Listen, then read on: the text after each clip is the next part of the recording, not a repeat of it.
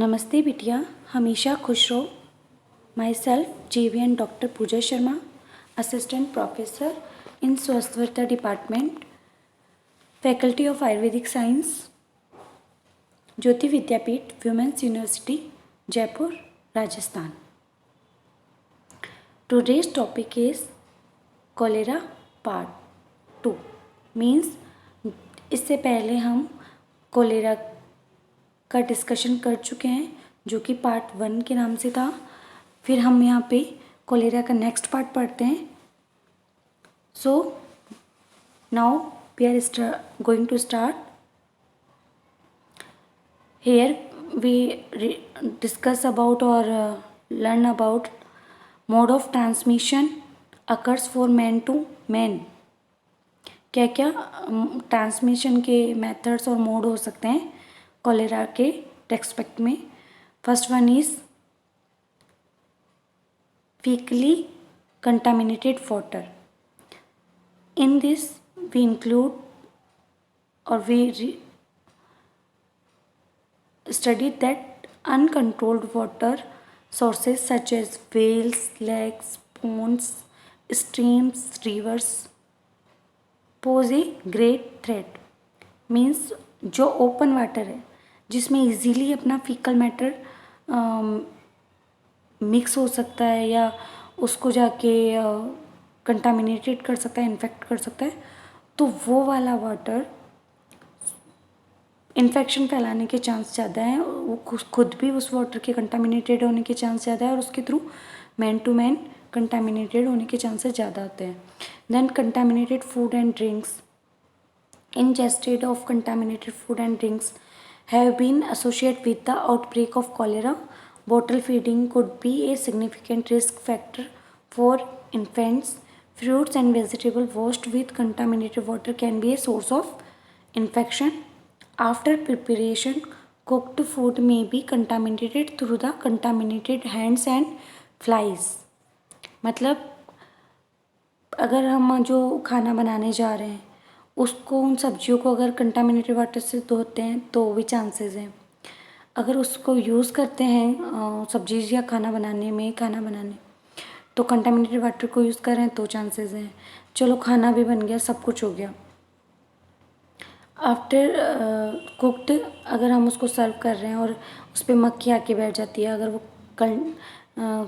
मक्खी अगर गंदगी अपने साथ लेकर आती है तो भी इन्फेक्शन चांसेस हैं। There is growing opinion that cholera may in some instances to be transmitted through a complex interaction of the contaminated food, water, cholera, environment, etc.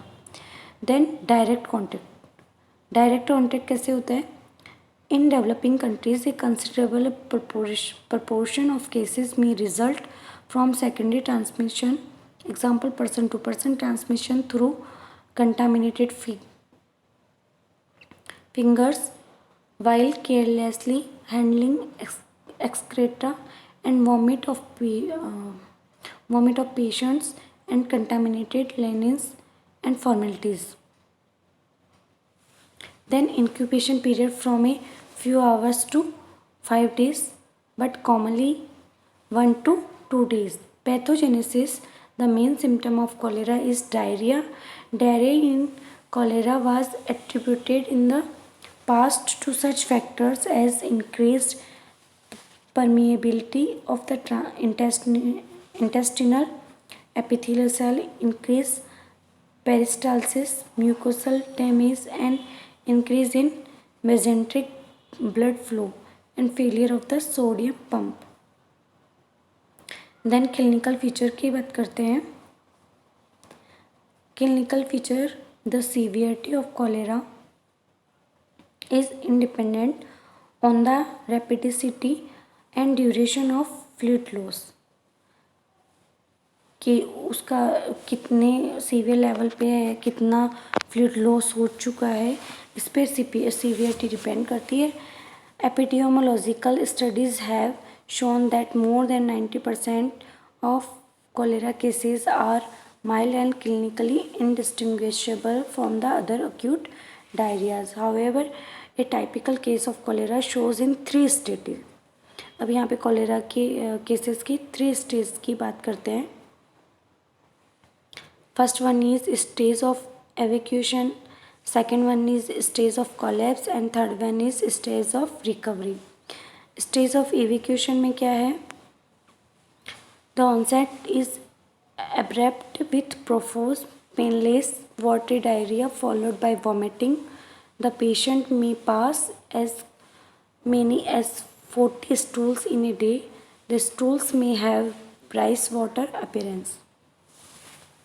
The stage of collapse. The patient soon passes into a stage of collapse because of dehydration. The clinical signs are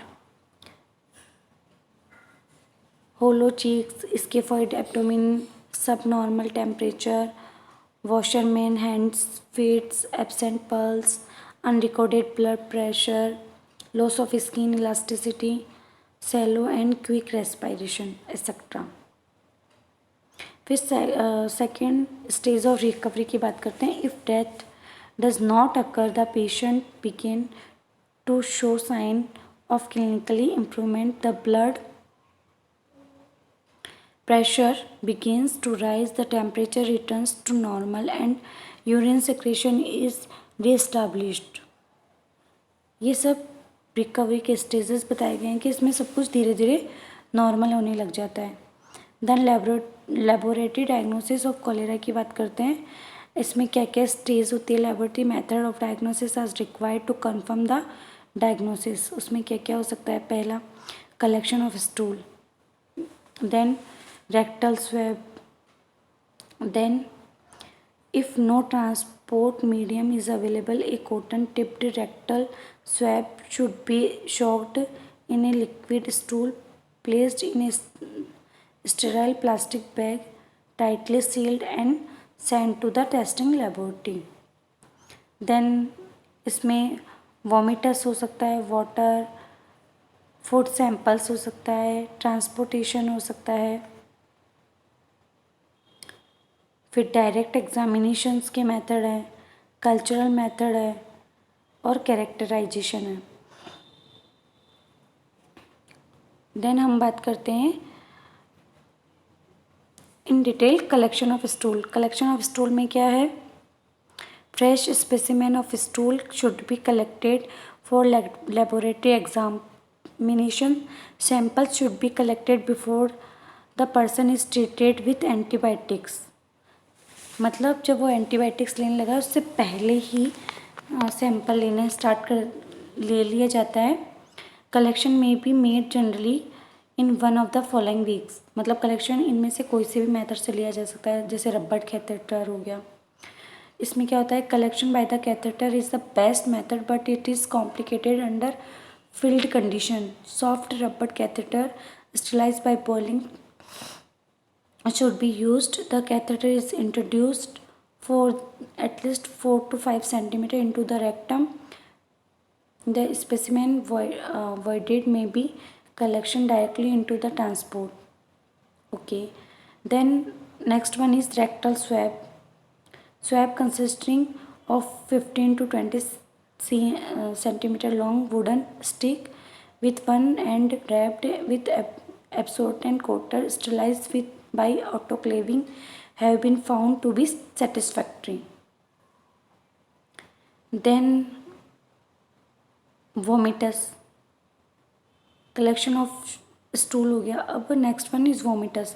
this is practically never used as a